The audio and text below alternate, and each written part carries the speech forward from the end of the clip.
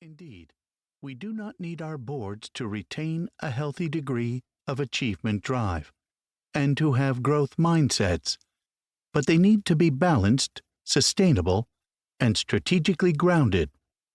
This special book goes further. It's not just a study on the impact of the growth curse, but it also probes who is sitting around the table making these decisions and what motivates these individuals to join boards in the first place.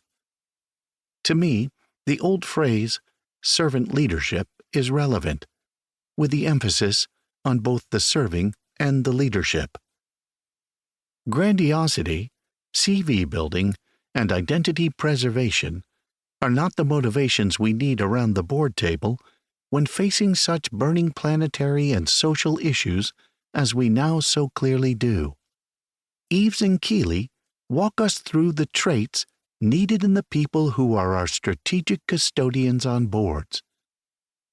A year ago, when I stepped down from the role of chairwoman of Egon Zehnder, EZ, a global leadership firm, I had a strong calling to leverage all my learning on the job and from decades of advising boards to help other chairs and boards unlock more of their potential.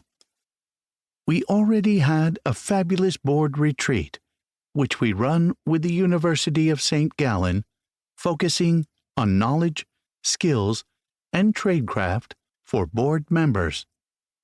I had co-founded a CEO development program run by EZ and its partner Mobius a decade ago as well.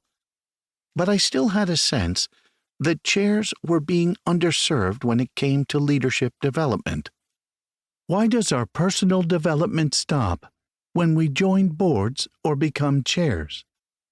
So, we set up a 3-day program on chairing boards from within to engage in deep development work where cohorts of international chairs explore purpose, identity, motivations, and patterns, both their own and those of their boards.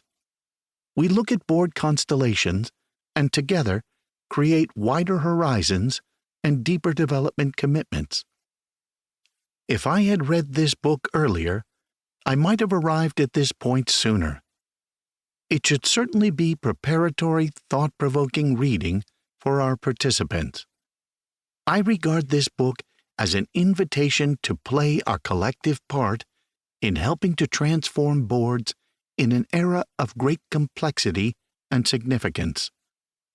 Unlocking more of the potential of our boards and organizations is an imperative. Rather than retiring from Egon Zehnder after chairing it, I feel as though I've chosen it for the second time in my life because the mission to help transform boards is so clear. Having peers like Eves and Keeley stepping up with such a clear ask of our boards is both inspiring and reassuring. Governance is certainly important, but it needs to be set in a more developmental journey for boards to pursue. Here is the blueprint.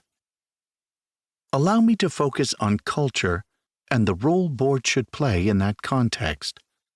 We've seen too many situations where a board's awareness and antenna on culture have been dormant. The implicit contract with employees and society appears to have changed. What got us here is no longer sufficient. In fact, it's a risk that most boards are not reflecting in their risk registers.